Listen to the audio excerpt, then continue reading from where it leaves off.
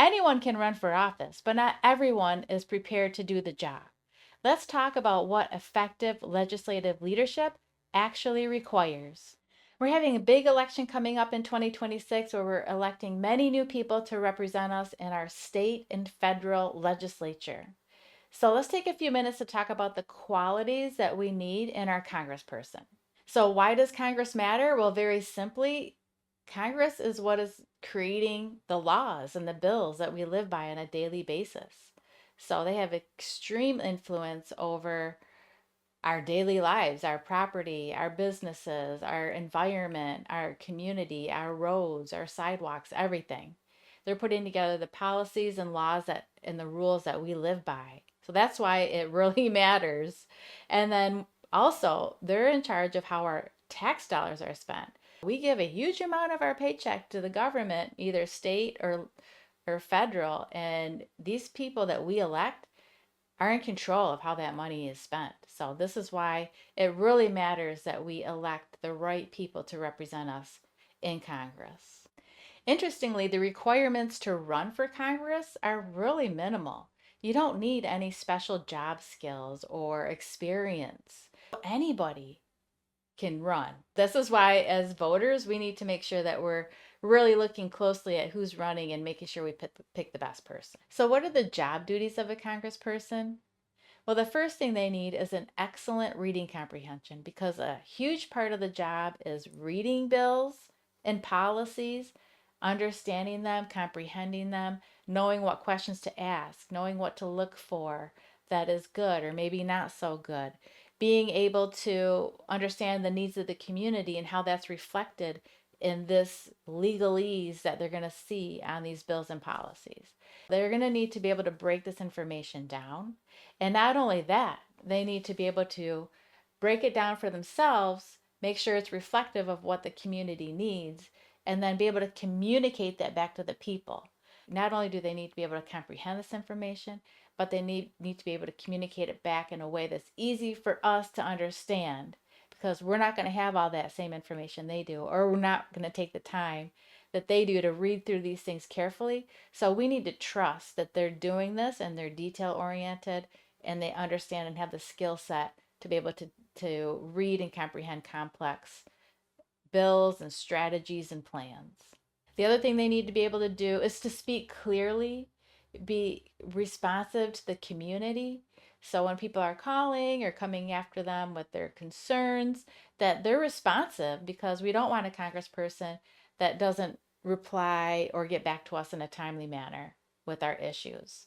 A huge part of the job is money. Money's flowing in, money's flowing out, and this isn't just any money. This is our money. This is our money that we give to the government from the hard work that we do every single day. So we want to make sure that the person we elect has extremely strong financial acumen. That's one good thing about an entrepreneur is that they definitely are going to understand finances, budgets, like bigger complex budgets than a household budget. But definitely understanding accounting and financing and how budgeting works is an extremely important skill set that we should definitely look for. Another thing to consider is technological skills because AI is becoming a huge player across all types of businesses.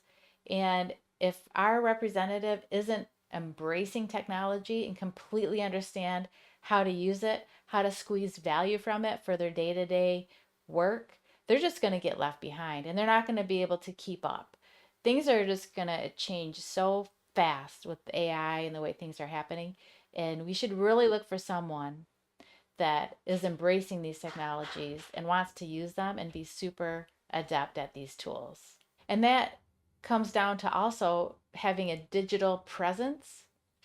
So, in today's age, we're all on social media. This is where we get our information. Social media, Substack, YouTube, TikTok, newsletters. If the person running for office doesn't have a good website, isn't communicating well online, has minimal social media presence, that's concerning because that's essential for getting the information out from what they're doing in Lansing, the things they're working on there, and disseminating that information out to the people. So Just keep that in mind. I don't know if you know this or not, but each congressperson gets money to spend for having their own team.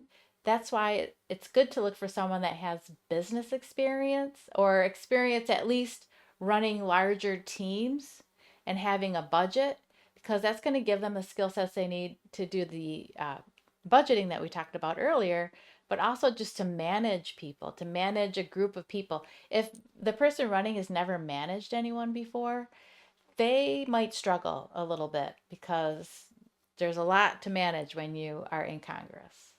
We want to look for someone that has strong morals and ethics. I mean, trust is like the number one thing. And with the way things are going with AI and fake news and what's real and not real, it can be just overwhelming. So we want to make sure that the person that we elect is honest and trustworthy and tells the truth. I mean, it should be pretty basic, but that doesn't always happen. Sometimes we just vote for someone because we recognize their name or we think that they have a good resume. But it's definitely more than that. They need to be a trustworthy, moral, ethical person. We want to look for someone that is in the community. So, not just in the party, but like actually talking to everyone.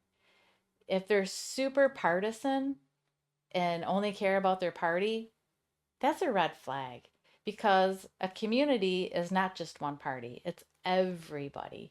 So we want to make sure that the person is committed to us, not the party.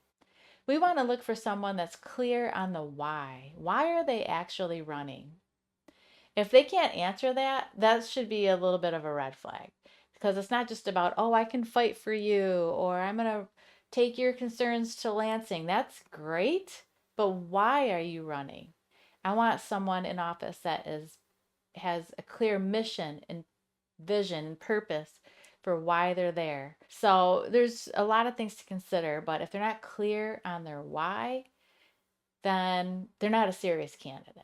So to recap some of the main skills: policy fluency, budget literacy, digital skills, like digital marketing skills. It's important to understand that. A researcher, like legislative research, constituent services, so being able to communicate with constituents and responding in a timely manner. They need to be able to listen and understand people's needs, collaborate with teams and groups, communicate effectively to the public, have a problem solving mindset, be strategic thinker, critical thinker, not just a follow the leader kind of person. And they need to be adaptable and flexible and be able to move quickly, because with AI and everything that's coming out, like, we need our government to work a lot faster than it does. So we need people that are movers and shakers and can adapt and flex as things move and change. In terms of partisanship and party power, it's important to consider, because the party that is in power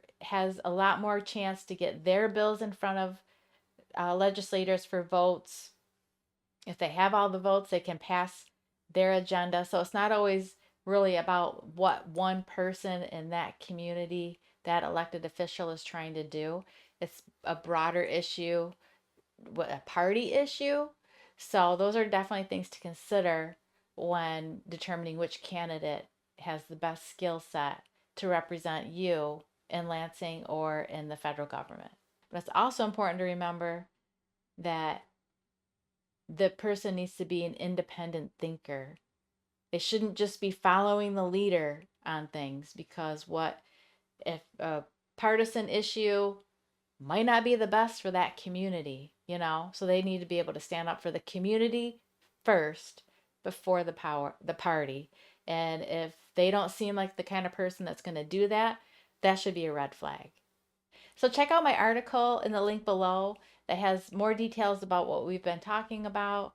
You can mull it over, look over it. I also have an example of a qualified candidate versus an unqualified candidate, and a checklist for you to think about some different questions as you're evaluating the candidates. So let's go beyond the resume. Let's go beyond the I'm going to fight for you, and really pick people that have the qualities and the skills that's going to make a great representative for us in Lansing or in Washington.